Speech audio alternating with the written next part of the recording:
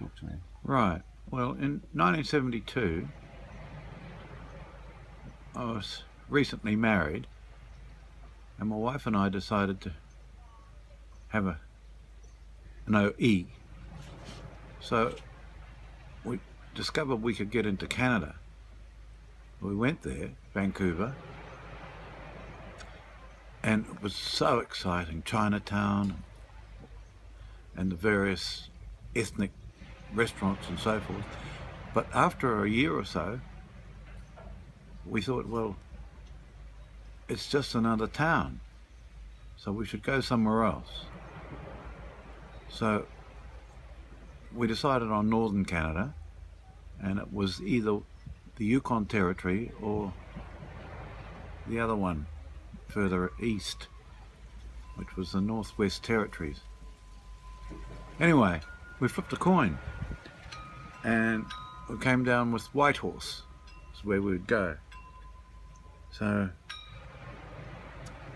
we went down to Seattle, and we got on a ferry that, well, a ferry, it was a ship actually, and it took us up to Skagway, which was a fantastic trip because it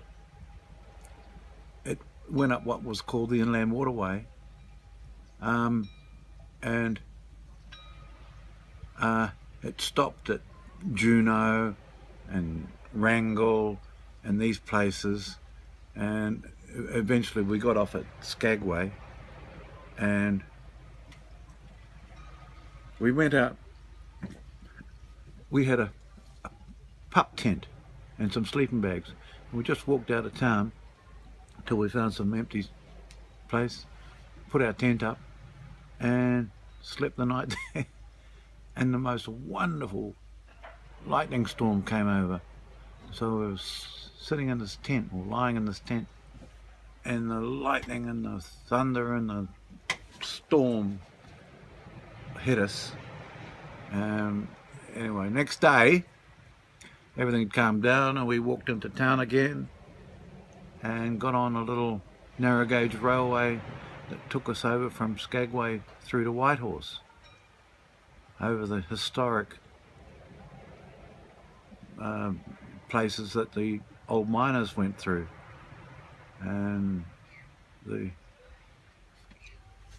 rail was so torturous that it was only a small train, but at times from where we were in our carriage you could see the end of it, you know, coming around behind us.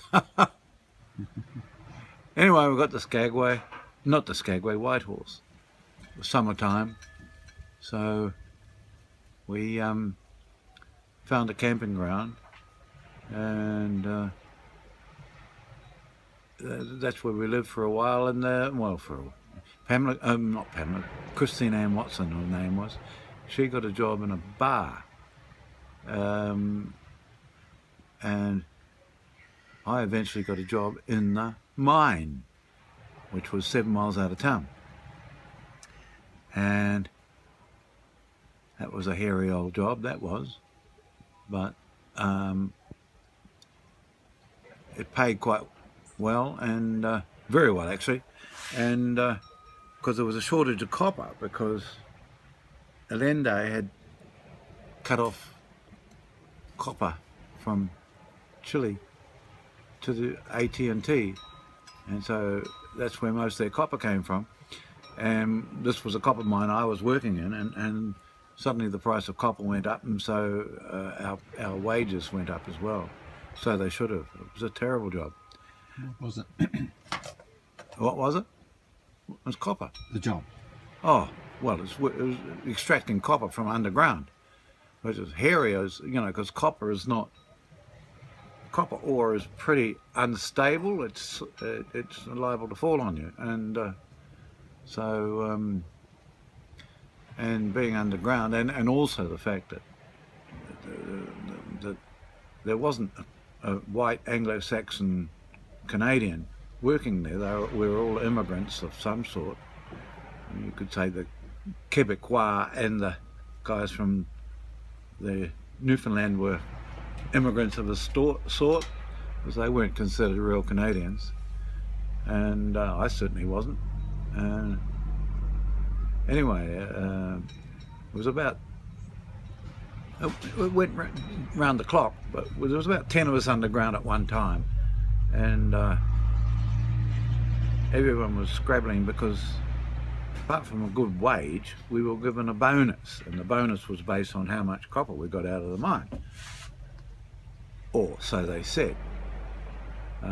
Who made that decision? I mean, we were not privy to how much came out, but I know that we used to take all sorts of chances to keep the ore flowing, and never ever saw a mine inspector in the time I was there. And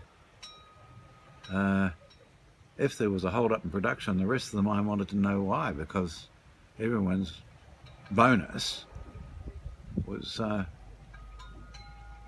linked to how much copper you got out.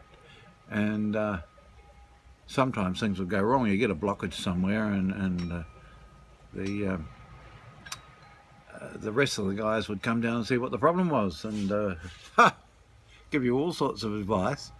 I think we were supposed to use half a stick of powder, which was a stick of gelignite, to clear any blockage, and we'd sometimes use 3 or 4, and you're supposed to be about 100 metres away from the blast, and we were about 3 metres away.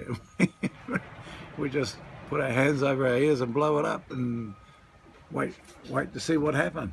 Normally something happened. And did it affect your hearing? Sure did. That's all we did. We just clap our hands over our ears, and we had this thing you push down on it, and it sent an electric charge up the wires, and boom, and it was all go. Anyway, that was good fun. And as I say, we made quite a bit of money. How much? How much? Well, we were eventually making about $8 an hour, and the bonus was usually about the same. So when a regular job was paying about $4 an hour, so it was quite a lot of money. Anyway, we'd go to, one of the memorable times was, I had a mate called Frank Murtagh, an Irishman from Belfast, and Frank was a bit of a boxer. He was pretty good, and we were at this pub. There were so many pubs in this town, all predicated on extracting the money from the miners. So they were around 24 hours a day. And anyway, Frank and I were in this pub on Water Street, which was right next to the Yukon River, that ergo called Water Street.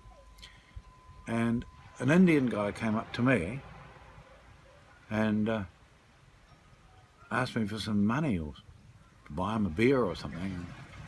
I politely refused. Next thing I know, Frank Murtagh came charging across the bar and hit this guy in the head. Poor guy was wearing glasses. With his first punch, those glasses got embedded in his forehead and broke, of course. And anyway, that solved that problem in the immediate future, and we went back to our table and drank some more beer. And after a while, the manager came over to us and said, "Look, don't go out the front door." He said, "The whole tribe's out there and they'll murder you." Frank was all for going out the front door and challenging the whole tribe, whereas I thought, no, the manager was offering us a way out the back door. So, being the coward I was, and being a lot smarter than Frank, we went out the back door, found my truck, and we drove past the front, and sure enough, there was about 50 or 60 Indians there from the reservation. They would have killed us. And so I drove Frank home, I think, and then drove myself home, and that was the end of that day. Right, that's it.